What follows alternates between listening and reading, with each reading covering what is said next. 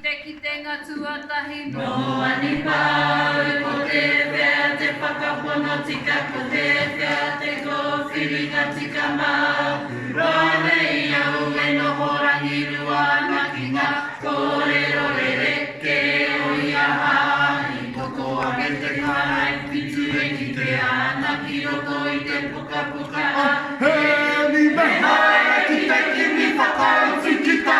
He ni whakapai ki te hapa koe i te mātau. Me pai koe ki te atua.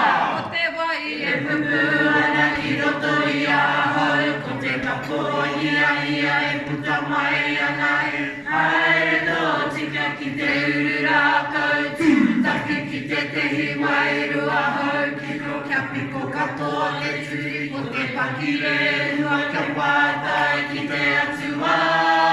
Whera aku mata te tiro whakarunga I mua i au e tūnei e ruanga āhua tangata e te ana te pia kāpai mai o te ranga ki tā te tehi e kore